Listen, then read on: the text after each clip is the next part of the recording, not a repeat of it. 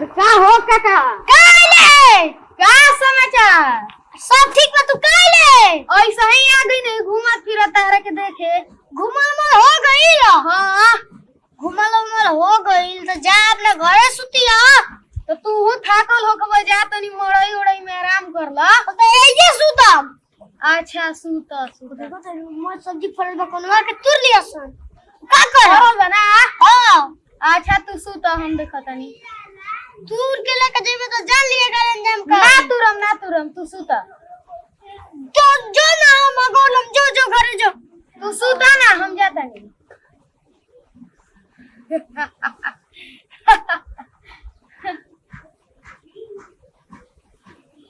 लागो तक काकावा सूत अब जाता नहीं हम करना तू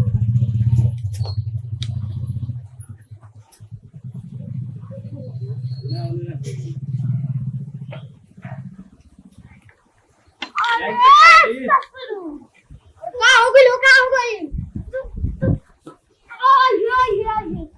आई छोड़ दे काना छोड़ दे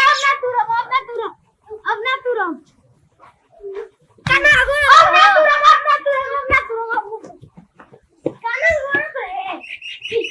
हम ना देख ले रहे थे वो तो और मैं काना चूर के लेके चल को रही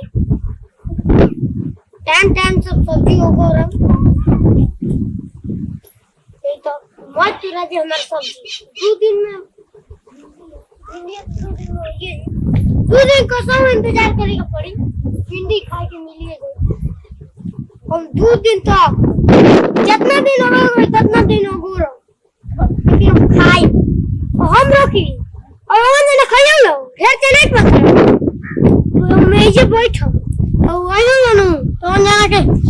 बता दे बड़ी जोर से प्यास लगल बा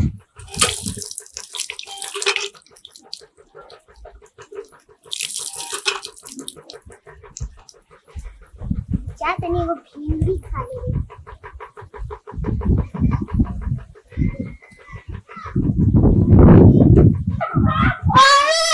तू गोपाल के खेता समझ बड़ो हां तू गोपाल के खेता खुद तो खात नहीं खा दूसरे लोग खाता के तू बोलता है हमें भिंडिया कहूबा कि खाई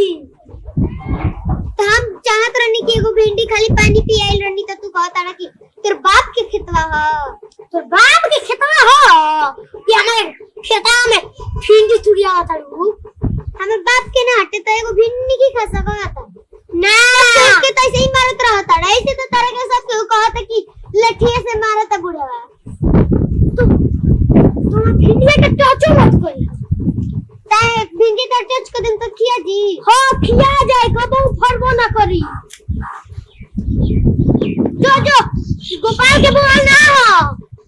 हां अपन जाके बाबूजी से कह देम ना तभी जो कह दे उनका से डर नहीं खेला जो कह दे अपन बाबूजी से कह के तेरे का मरवा बतन दे जो तुला मारा तो लड़की मैं भिंडी के पीछे हुआ बा तो हो के पीछे कन्ने को पता के पीछे पड़ल बा तुला मारा के लड़की हम मोर सब्जी पे पड़ गई बड़ी सन जा तो दिन रात हमने जगह ही पड़े नहीं तो रात में आके चला ली गस सब्जी वाह मौसम बुझाते खराब हुई मौसम एकदम खराब है गोईठा पतो के चिंते नहीं के चली दुआरो पर घूम फिर ली गोईठा सोईठा ले घर में धरी ओकर का चिंते लिखे बाबूजी का हो बाबू हमरा के सब्जी वाला बुढ़ा मार ले बा बुढ़ा बा मरवा सुना के बहुत बदमाश हो गई बा एगो भिंडी खाई तो बनी मो खाइबो ना कनी त लई हमरा के लाठी उठा के मारे लागल करे के कहां बाबू तू अपन खेते तबा किधर बा हां तो बुढ़वा के ढेर मोह बढ़ गइल बा सुनो तनी हम महीने में हफ्ते में हुंका के मारता हैं ते मेरा भेटे हो गइल बा तू चुपचाप घरे जा जल्लू रो मत हम बुढ़वा से भेंट करतनी हम उनके खंडराए ते जा तो होई देखो ना एगो लड़की भिंडी ना खा ले सनात ओकर हाथ ना मन बढ़ गई ओ दिन फलाना खा ले मरले ओ होकरा के मरले रहे हैं अपने उम्र पर ध्यान नहीं दे अरे जब कपाल से कलोर गिर जालू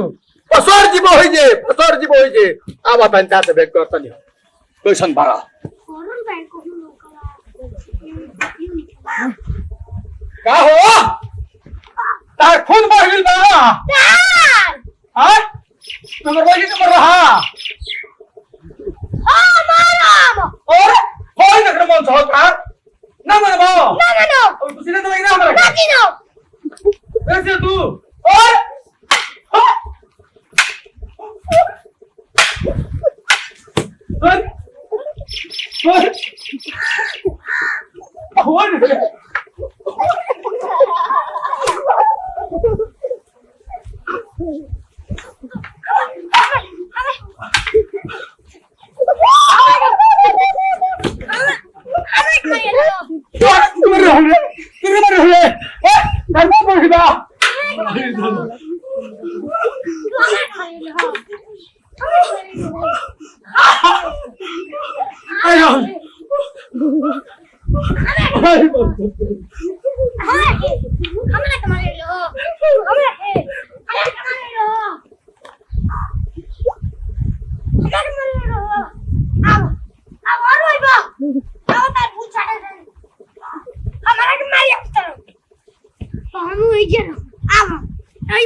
कौन कहीं जिन लंड जी अब आई जे पानी हम